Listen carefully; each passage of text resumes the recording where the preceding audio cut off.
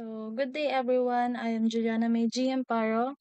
I am here to teach you how to prevent malicious program attack using Windows System Security. So, ang Windows system are widely used as PC operating system and they require security management in various areas such as account and password management, access control, system security, service security, monitoring, and other security management. So, as you can see here, makita na to ang mga procedures and process kung unsaon. So, ang first is ang account and password management. So, here, gina-ensure diri ang pag-delete ng mga guest accounts and unnecessary accounts. So, how to delete unnecessary accounts? So, first, i-input daw ang lusrmgr.msc. So, input lusrmgr.msc.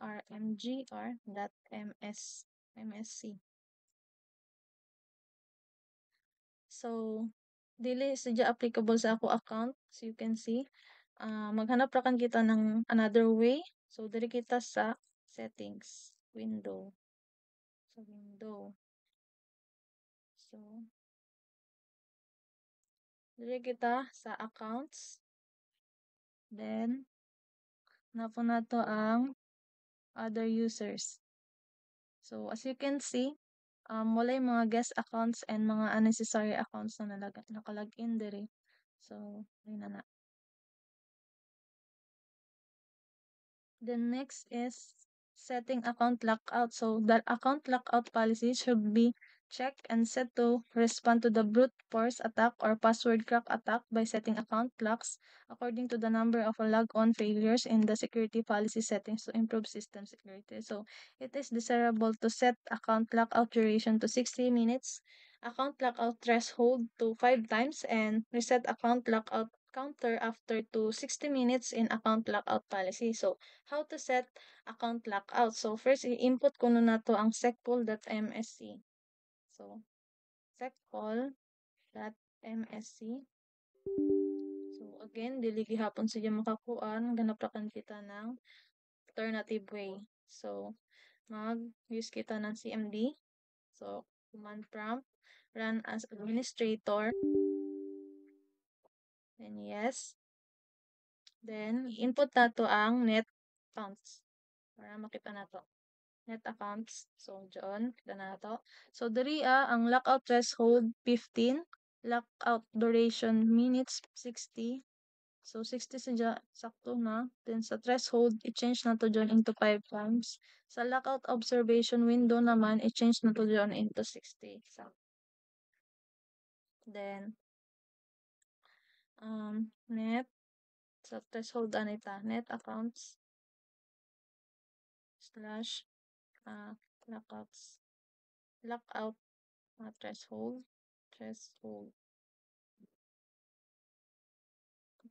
change na to into 5 times. So, complete successfully. Then, next, net, accounts,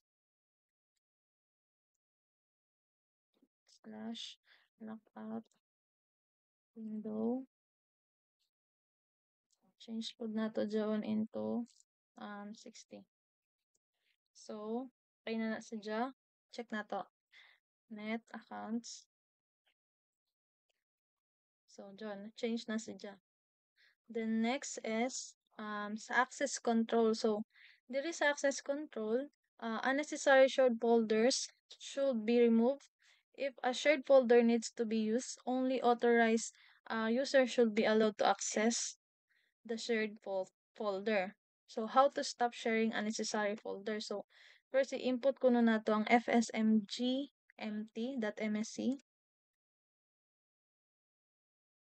fsmgmt.msc. So, here, makita na to ang mga shared folders.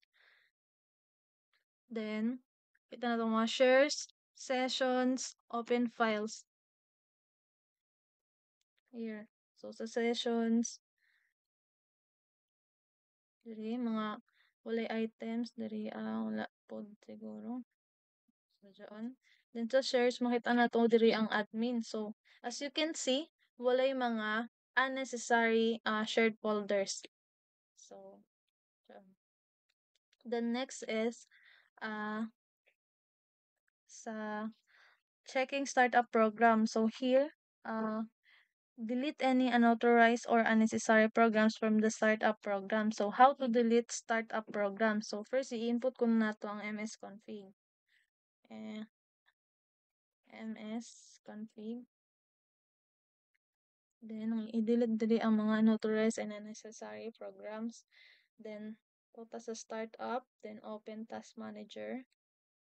Then, here, makita nato diri ang mga apps or mga settings na mga enable and disable ang mga gamit and mga dili gamit. So, diri i i i-disable ko no ang mga ah, apps na mga dili needed.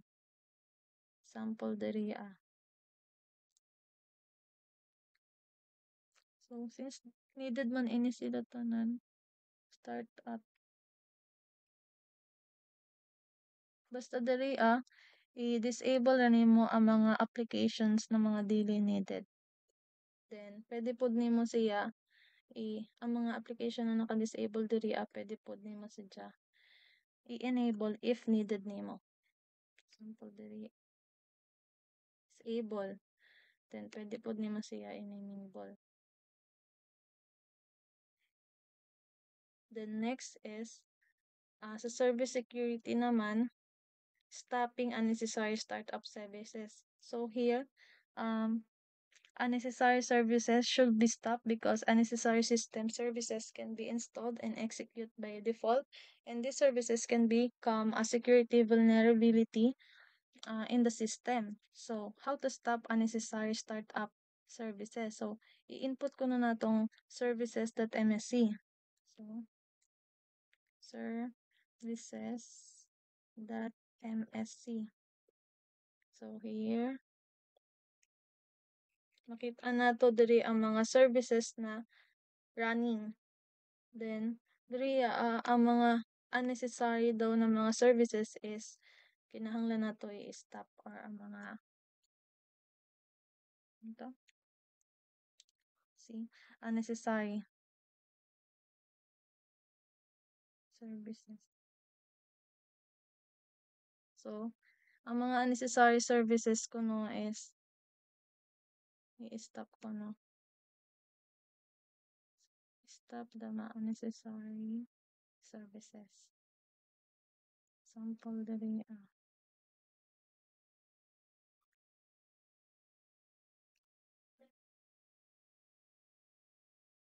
management and device and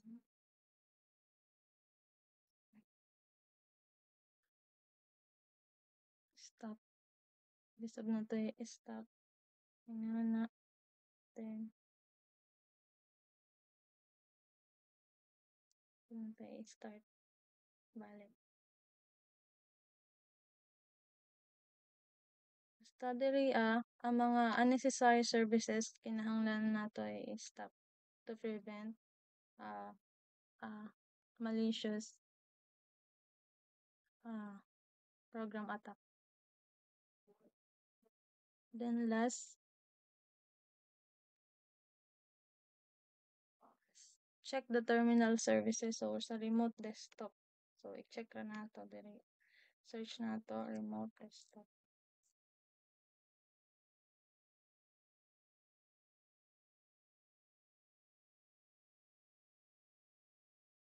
Since isa ra man ka user, no need to connect na.